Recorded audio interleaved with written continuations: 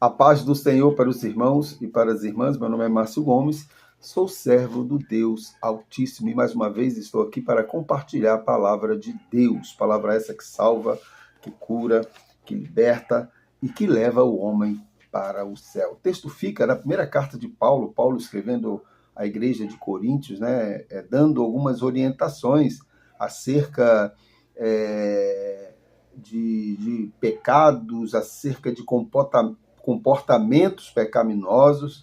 Então é uma carta estritamente doutrinária, trazendo o povo à santificação. Carta essa que serve para todos nós hoje, porque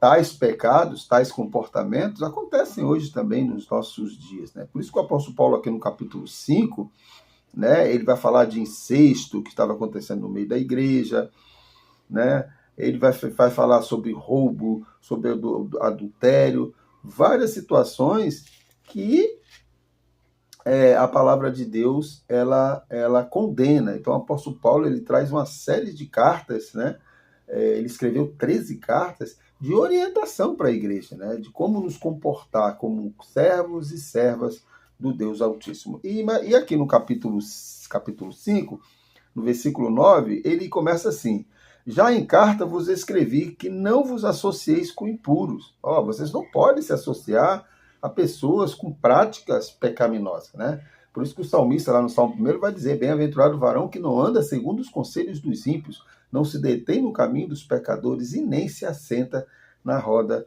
dos escarnecedores. É o que o apóstolo Paulo está dizendo aqui.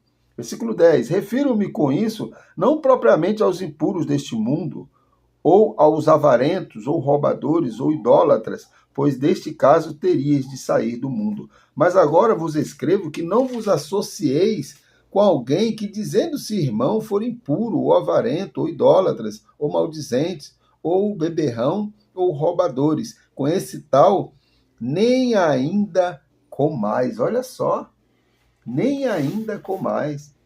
Ele não está dizendo, meu irmão, minha irmã, para nós não termos contato com os pecadores do mundo. Não é isso. Da mesma forma que o Salmo 1 não está dizendo que você não pode se aproximar do pecador, não pode ter um diálogo com o pecador, até porque nós precisamos nos aproximar dos pecadores para pregar o evangelho para esses.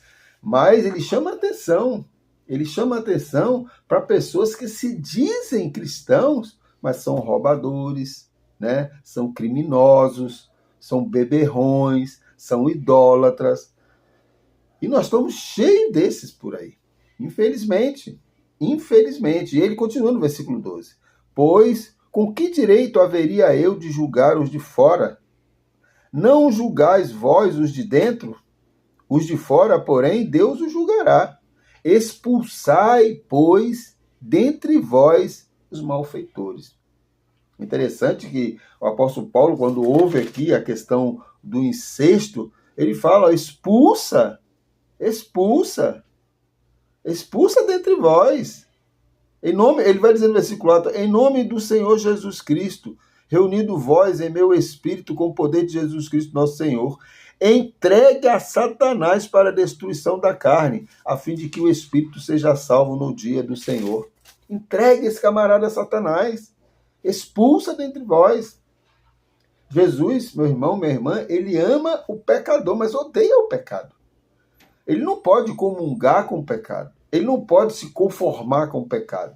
Nós não podemos ter relacionamentos, com pecadores, no sentido de aceitarmos aquele comportamento pecaminoso e até compartilhar desses comportamentos.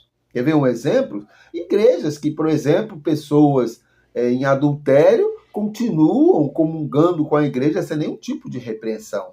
Igreja que tem pessoas que são roubadores, ladrões, e continuam comungando com a igreja e a igreja nada faz. Igreja em que tem vários tipos de pecado, beberrão, brigão, pessoas de comportamentos horríveis, e a igreja não disciplina, e a igreja não pune. A disciplina tem sumido do meio da igreja, meu irmão, minha irmã.